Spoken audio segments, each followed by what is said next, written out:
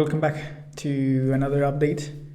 So I'm going to try to make this video shorter. There's not a lot of things to cover in terms of changes. So I also want to make my videos more straight to the point from now on, because I feel like I am not very clear sometimes on my updates, and I just kind of like go all over the place. So for May, for this update, what I did is I refactored the sync engine for Fernando.computer and basically everything related to the telesync CLI, which is what allows me to run the local host version. So as you can see, if we look at the Fernando.computer website and then we go here, we now have the same thing. Now it's not like updated live, so we are not in that territory yet. Well, actually it is, all right? Okay, so it is live, but not in the way that you would expect it. So you have to reload.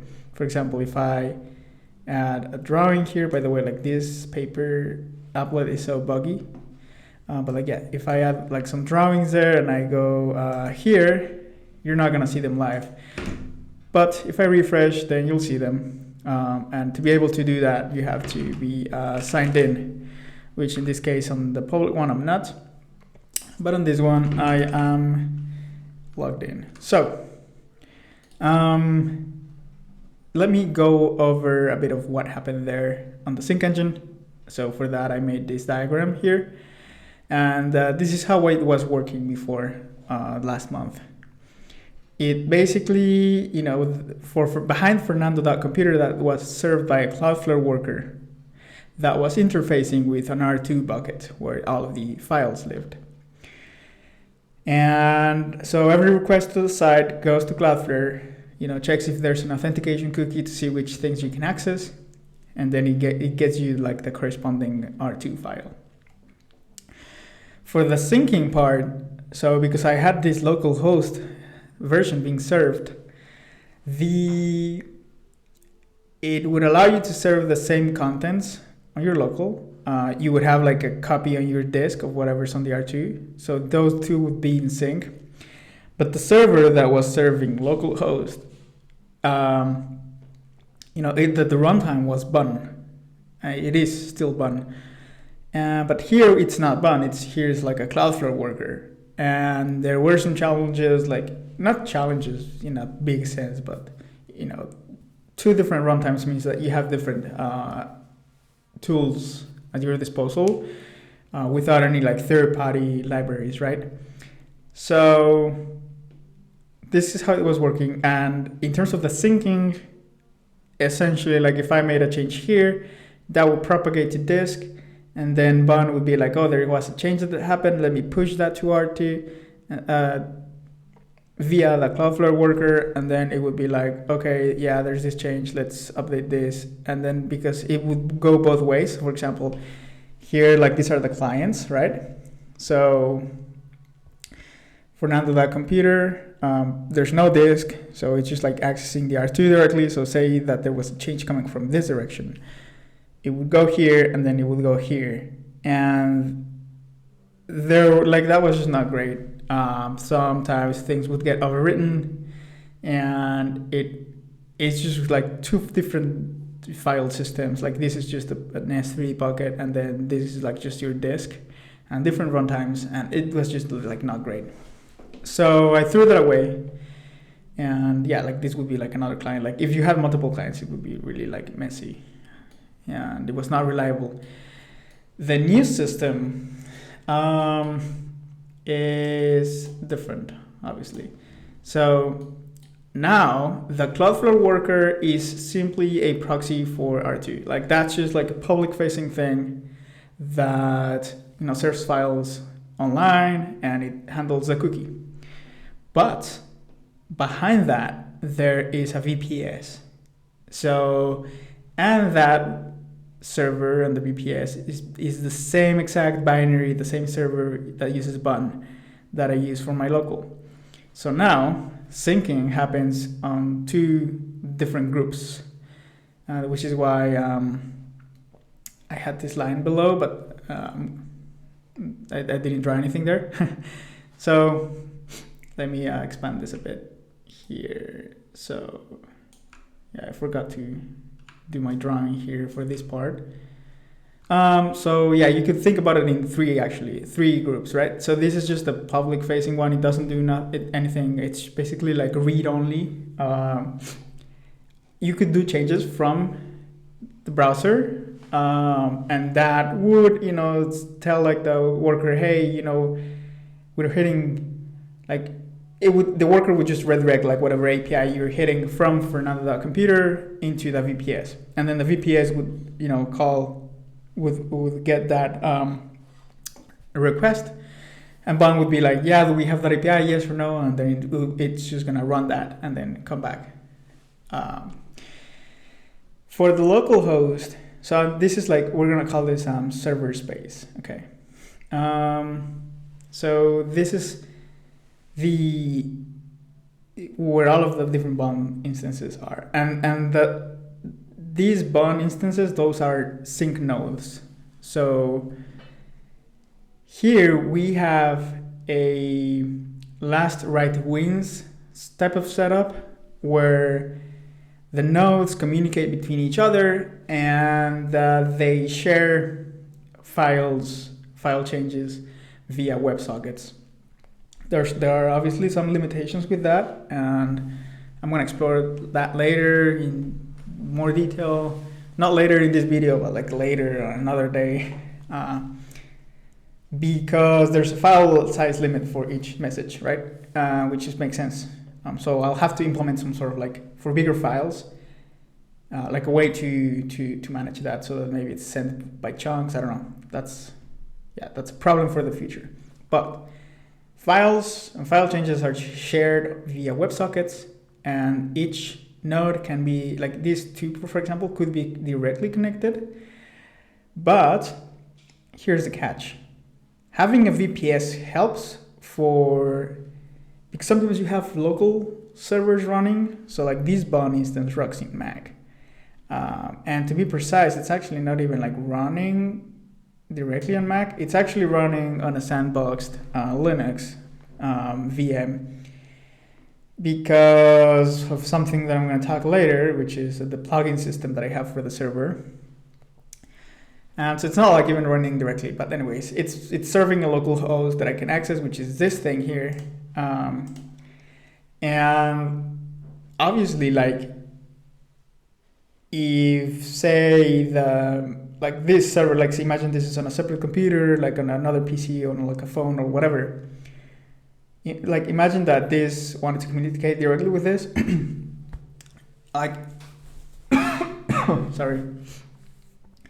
I would have to have like a tunnel so that those 2 could speak. I would have to like do some networking work there, or I would have to use like a third-party tool like ngrok, or use like a peer-to-peer technology, which still would require some kind of like turn server or whatever. So the VPS here serves as a way to communicate everything. It's like it doesn't mean that it's centralized. Like, everything is still distributed. If there's suddenly like suddenly this is broken, like this will remain usable, and the same goes for this other side or in any node. The thing though is that they communicate via this, for example, because this is only aware of this node and this is only aware of this node. They could be all of 3 connected, but as I said, like, you would have to have a tunnel, or like they would have to exist in the same network. So yeah, it's like by default, like now it's different. The sync occurs now between the same runtime type servers, and all of them could upload directly to R2, but ideally, you have a scenario like this, and that's how I have it set up, where the VPS is the only one writing to R2. So the worker doesn't even care about anything else. It's just like, yeah, I'm just gonna serve these R2 files, and I'm just gonna redirect API calls to the VPS. You know, that's everything that it's doing. And if for example, I didn't want to have VPS, I could do this directly from here. I just add the R2 credentials here, and then it would just like push directly to the R2. But yeah, that's optional. Like that's if I wanted to. I could also change it so that the R2 is not here, but like here instead. Anyways, you get the point. So this is a much cleaner system. It feels more local first. It feels more consistent. There's a single runtime, a single binary that you have to manage. And then, you know, if one day you say like, hey, I don't want to use Cloudflare anymore for this, like I'm going to use something else, I'm going to actually just use a VPS, or I'm just going to serve everything from here. All of that is possible. Like you don't have to do major changes. Like all of them have the same files as long as they stay in sync. And yeah, like each of them is independent. So that's really nice for the needs that I want. So now this synchronization is very simple. As I said, it's like last write wins, which means like the latest thing that was written is the one that's kept throughout the nodes. So that brings me to this bottom part, which is client-side syncing, or like multiplayer multiplayer experiences. So for example, if I want to have like cursors, you know, flying around here and like interacting in the same space on like a browser, on different browsers, that would have to be like a relationship between browser clients, right? And like all of these browser clients, you know, one could be like localhost. That looks ugly. This could be, you know, like the Fernando.computer. This could also be another Fernando.computer. And this is where I want to use peer-to-peer technology. But then like, you know, I could set the VPS or even something else to be used as a turn or like a sync server. I don't fully understand like how that works. But like, you know, it's just like kind of like what brings up awareness, I think, between the nodes. I think I'm like oversimplifying it, but and like then it would be a matter of in this case, like if it would be like this desktop canvas, in that case, like it would be up to the room to figure out like who is gonna write on the actual server. So what I'm trying to say is like, you know, imagine like we're drawing on this, you know, from different endpoints. We're drawing on this paper here, and you know, I make a change, like I make a drawing here. Well, now there's like, oh yeah. Every time I pan around, it's like a middle button click, but it doesn't register that. But if I make a drawing, oh, I see the bug now. So anyway, so like, yeah, I make a drawing and then like that propagates. So we're all of these 3 nodes are in sync. But then like who gets to write on the server? Also, like there are gonna be different servers, right? Like this is one local host, you know, and then this is for another computer, which is gonna like redirect to the VPS, and this one as well. So the thing, and this is a different problem space, which is why it's separate, is these get to decide. Like in a room, what I think would be the best way is like, we have this room, and then it's like, okay, who is gonna be the owner that's gonna be sending the right signals to their own like server, right? So then we agree, like, I don't know, it's gonna be this guy who's the room owner. In that case, then every action first has to go here, and then this will go to the corresponding server and then write that change, and that's it, because this is still like no reloading, like, it's the same session. Then it's gonna get synchronized on the client side, and it's just gonna be written there, and then that's gonna propagate to each server. So then, like, if you reload from here, for example, on your local host, because that change was there, then that means that you'll probably have the latest version. And even if that's not the case, maybe it hasn't propagated yet for whatever reason, then because this room exists and it's active, then there could be like some client side a reconciliation as well. And I guess it would have to also like check a timestamp and see like which is the most up-to-date version, right? So that's kind of like the idea that I'm going for. And this part here, the client side syncing, is not something that I have yet, but the server is something that exists already and I've put to the test. So this is a new architecture, and I think it makes it simpler to divide the approaches to syncing things, right? Because this, like syncing multiple desktops on this like HTML-based infinite canvas thing that I have here, that has different constraints, right? Like there's different ways in which data is written. Like right now, this is, every time I make a change, it sends like the body HTML to the server, and then it just writes down the change.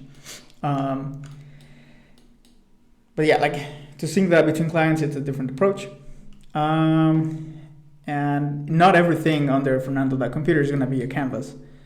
So, like if it's something like my tools or like my game, and if it's like this tool here, then, and I want to make this collaborative, like it's going to have a separate way of working. But the servers are going to remain in sync, which is important. Okay, so I think that's clear. Hopefully that's clear. Now the next thing that I did is like I implemented this server plugin system, which is still very much a proof of concept. Like it's the first iteration on that, and which basically means that there is a way for each node to have, as part of the same file system, like this HTML that we're rendering here. Next to that, there's going to be like a private API set of like folders with endpoints. And one of those has the write API to, that I'm using to write the changes. So like if I update these, and I add whatever there, I move it here, that's using this, an API that's written outside of the binary. Like, so it's a separate TypeScript file that gets dynamically loaded by the bun and then run. And so if I were to update that API, so here, for example, let's leave this there open. That's okay. We have, let me minimize all of this. So under private, there is going to be like an API, and then there's going to be like a WebSocket. And if we look at this, like this is a WebSocket endpoint, a file, and like this is within this file system right here, right? Which is what I'm serving, but it's like private, so you need the cookie to be able to access that, or well, the authentication. And same for the API, and see here we have update love doc, and that just takes the, cleans up the HTML that's sent, and then it's written on the file system. The cool thing about this is that because it lives in this file system, that means that I can update that file dynamically and then just reload the server. And that's pretty cool because that means that I don't have to recompile the server if I want to play with different APIs. I can even like update an API from my phone, which is really cool. And then that would just restart the server. It would actually restart every server if a server is configured to use the plugins. For example, if I were to use a like one node is just a backup, so it doesn't have like the APIs enabled, like I just do that. I just disable the APIs. It's not gonna restart. It's not gonna run the plugins. It's just gonna receive changes and it's just gonna like store them somewhere. So that's really cool for my needs. So yeah, that's the server plugin. As I said, it's like the first iteration. I'm like all of this is very early, so I'm pretty sure there's gonna be like weird bugs that I haven't seen potentially. And the other thing that I did is I started like a new version of the clonator, still like same concept, like the UI didn't change much. So tools, it's just like I just added this bit here, and it's just because I wanted to show these to more people. I created like this more this like a cleaner setup here. And it looks like there were like zoom, and then like it removed that zoom. So yeah, we have this as it was before. You might notice that the font changed, and that's because like I'm using the Google fonts now for like most things. But yeah, I just change stuff very often. I don't love this Sans font, this Google Sans fonts, but I said like, okay, I'm already using the Google Mono font, so let's see how that plays with this one, but I don't know. Anyways, so the major change that I did to this clonator is that like this clonator, actually, you know what? Let's just open the editor itself. I think that's gonna make more sense. So yeah.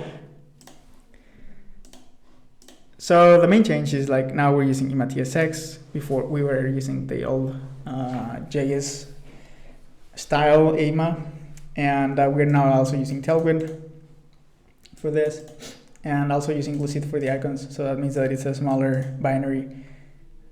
Sorry, not a binary. It's just an HTML. 250 kilobytes instead of like 5 megabytes or the material one. So yeah, it's using that now. There's this single file. You can see like we have this TypeScript, TSX style setup here, and I'm gonna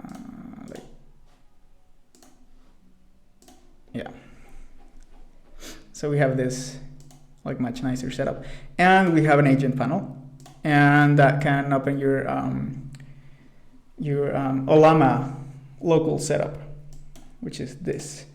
You can inject whatever system prompt, and it has tools where you can ask it about like the current thing that's here, and it's gonna answer you. Like it's gonna use those tools.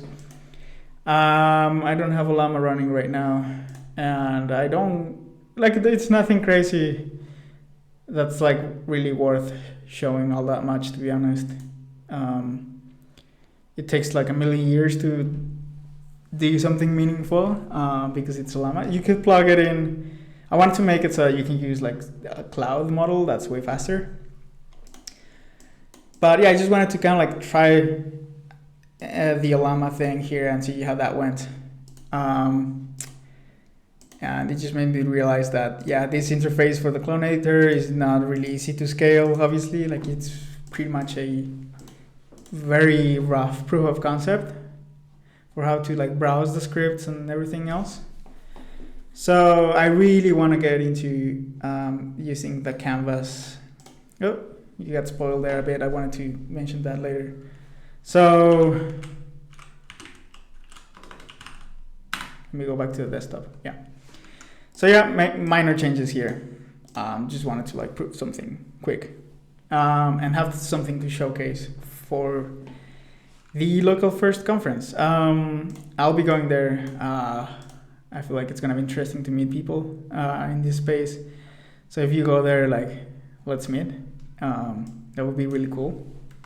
So, and yeah, and for that, like, I just wanted to go there and see, like meet people. But I was looking at the call for papers page, and there was something about barefoot developers, and I'm like, yeah, I think the blob loader HTML files are a good fit for that subject. So I'm like, like fuck it, I'm just gonna submit something and see what happens. And that's why I created this like clone editor v2 because I submitted this like pretty much on the last day. So I was like, I need something quick that I can that kind of like quickly like shows what I'm talking about. So yeah, and that's basically what I did. I would like obviously like I changed some styles, but and that's more because I was bored, not really because of something more meaningful than that. It's that now I'm thinking like every Tailwind setup for my operating system is gonna have three fonts basically. The first one is like the UI font, which is this sans. You can change it to whatever. Then a monospace, which is used for code and other stuff like that. And then you have like a handwritten one for whenever you want to use handwritten, and of course like a serif for reading or whatever. So yeah, there's stuff that I want to do. Pretty much like something that's very urgent is I want to migrate the cursor system from my old system where you have the floating thing that follows you and then it focuses on a specific like applet, and like that's essentially like from a UX perspective, that's how you fix like this pointer event interaction for like dragging, like every time I drag it draws something. And especially like with iframes, like there's no other way to handle that than like to manually like toggle on and off like whether an applet has focus or not, so that it's going to capture the inputs or not. Yeah, and that also helps with the scroll sections, because if you jump here and then you're like, yeah, I want to scroll, and then you scroll, but it scrolls the whole thing. Like you have to be in focus and then you can scroll. Like that overlay indication of focus with the cursor, I think that's really neat, and I want that. That's the next thing to migrate for everything else to be in this new setup. And then yeah, at the iframe applet, I want to improve this one because it's actually really cool to use. And I want to create an agent cursor. So the first proof of concept for multiplayer is not going to be with other people, it's going to be with an agent. So I want to explore that, but that's like further down the line. So yeah, that's pretty much it for this video. Hopefully it was like under 20 minutes, but I don't know how long it has been. So yeah, that's it. I'll see you in the next one.